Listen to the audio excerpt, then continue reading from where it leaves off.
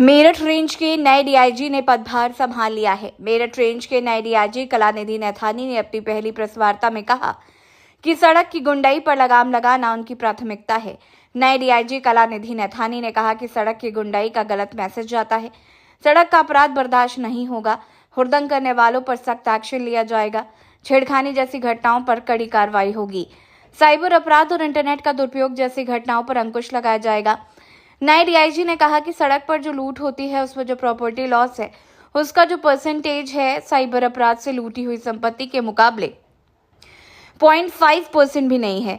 Cyber crime की समीक्षा की जाएगी। बतौर आईपीएस अधिकारी कलानिधि नैथानी ने अब तक कई जिलों में तैनात रह चुके हैं। पीलीभीत, बरेली, कुंभ मेला से लेकर सहारनपुर में सहायक पुलिस अधीक्षक के तौर पर अपनी सेवाएं दे चुके हैं। पीएसी की 38वीं और 9वीं वाहिनी में नैथानी ने सेना नायक के तौर पर जिम्मेदारी उठाई है।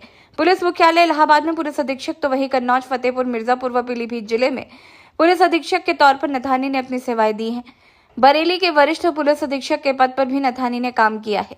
राजधानी लखनऊ में बतौर एसएसपी 2 साल तक काम किया और फिर गाजियाबाद से लेकर अलीगढ़ तक नैथानी ने जिले की कमान अपने हाथ में। में आज सभी थाना प्रभारी और राजपत्रित अधिकारियों के साथ एक समीक्षा बैठक की गई और एक इंट्रोडक्टरी बैठक भी की गई है। सभी क्षेत्रों का उनका क्या विशेष प्रॉब्लम है, थानावार और सर्कुलवार, उसका संबंध में विस्तृत चर्चा की गई। कुल मिलाकर के ये संवेदनशील जनपद है और यहाँ खास तौर से कानून व्यवस्था के दृष्टिगत, खास तौर से उसमें भी जाति और सांप्रदायिक, इसके लिए बता दिया गया है कि उसके लिए विशेष सजगता बरतें। यदि कोई सूचना आती है तो तुरंत उसका आदान प्रदान हो। सिर्फ चौकी इंचार्ज अपने अकेले से उसको हैंडल ना करें और जो पर्यवेक्षणीय अधिकारी हैं वो भी उसको हैंडल करें। इसके अलावा जो रेज वाले केसेस होते हैं या सड़क का अपराध जिसको कहते हैं कि सड़क की गुंडाई जिसको कहते हैं, इस पर विशेष लगाम लगाने के लिए कि टीमें अलर्ट रहें, क्योंकि इसका गलत मैसेज जाता है। आज प्रातः में हमारे और मंडल जो अधिकारी हैं उनके द्वारा भी भ्रमण किया गया है और विभिन्न चीजें, लूट है, स्नैचिंग है, छेड़खानी, इस तरह की चीजें हैं, इस पर जीरो टॉलरेंस की नीति अपनाते हुए कठोर दंडात्मक कार्रवाई करने के लिए कहा गया है।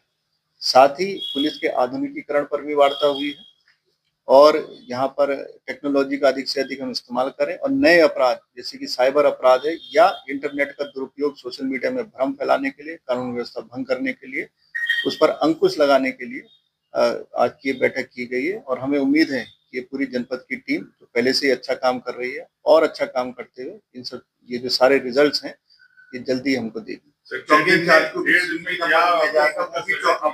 ये जो कम्युनिकेशन है वो कम्युनिकेशन को फास्ट करने के लिए, चाहे वो 112 के थ्रू हो, रेडियो के थ्रू हो, चौकी इंचार्ज का जिम्मेदारी और बेहतर करने के लिए जो संवेदनशील क्षेत्र है खास तौर से वहां पर उस तक तुरंत सूचना पहुंच जाए, इसके लिए उनको भी जो सीयूजी का सिस्टम है उस पर आज यहाँ पर संयुक्त रूप से चर्चा की गई और ये डिसाइड किया गया है कि इनको भी सीयूजी। सर, जिन अधिकारियों को पहले से सीयूजी नंबर मौजूद है, उसमें थानेदार हो, सीओज हो या जो भी अधिकारी हो, वो सीयूजी नंबर का इस्तेमाल ही नहीं करते, उठाते ही नहीं वायरलेस, तो उनके लिए क्या संदेश है और चौकी इंचार्ज से क्या? रेडियो विभाग के भी वरिष्ठ अधिकारी हमारे साथ थे, उनको स्पष्ट बता दिया गया है कि नियमित रूप से चेकिंग करें और नंबर बदल के भी चेक करें कि कौन फोन नहीं उठा रहे हैं और उस हिसाब से जो वरिष्ठ अधिकारी जनपद के उनके संज्ञान में।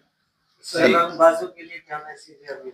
इस सड़क का जो अपराध है बर्दाश्त नहीं होगा, सीधी सी बात है। ठेके वगैरह सब समय से बंद हो। जो हुड़दंग वाले बातें होती हैं उसके आधा तो उसमें ट्रैफिक के माध्यम से इनको रेगुलेट किया जाएगा और यदि कोई हुड़दंग करता भी है तो कठोर दंडात्मक कार्रवाई का आदेश किया। सर, एक आखिरी सवाल है। सर, अभी पीछे बुलंदशहर के कोटा थाने के पास वाहन कटान हुआ था और एडीजी साहब ने उस पर कार्रवाई भी करी थी, जवाब गलत किया था। ऐसे ही मेरठ में सर बाइक चोरी का अभी पीछे काफी मामले सामने आए और उसमें मेरे सूत्रों के हिसाब से मेडिकल थाने में 30 से 40 1 से 1.5 महीने में बाइक चोरी हुई थी सर पीछे, और उसमें मोस्टली एफआईआर दर्ज नहीं की गई। इसको लेकर क्या कर? आज अपराध पंजीकरण पर विशेष जोर दिया गया है कि यदि कहीं पर भी कोई अपराध घटित हो रहा है तो उस पर पंजीकरण अवश्य करें और उसको पीड़ित को ऐसे न छोड़ दें कि उसको ऑफिसों में भटकना पड़े। तो अपराध पंजीकरण राहत दिलाने का पहला कदम है। उसके बाद जैसा आपने बताया है, जनपद पहले भी वर्कआउट करता रहा है। चोरी के गैंग्स जो है इनको वर्कआउट, घटनाओं को वर्कआउट करते हुए गैंग्स जो है इनके, इन पर कठोर कार्रवाई की जाएगी, इनसे वसूली भी की जाएगी और गैंगस्टर आदि की कार्रवाई भी की जाएगी। तो अगर कोई डेस्टिनेशन है जहां पर ये चीजें खपा रहे हैं, बैकवर्ड लिंकेजेस कौन कौन इनके साथ जुड़े हुए थे, कोई भी अपराध हो, चाहे वो आर्म्स एक्ट से रिलेटेड हो, चाहे वो चोरी से रिलेटेड हो, तो बता दिया गया है कि सिर्फ जेल ही ना भेजें, उसका पूरे लिंकेजेस ढूंढ लें कि किन किन लोगों से जुड़े हैं, इसके पीछे और क्या संगठित पहलू हो सकता है, और उस हिसाब से कार्रवाई करें। बीएनएस की जो नई धाराएं हैं 111, 112 और 107, इनका भी प्रयोग करने के लिए बता दें। धन्यवाद।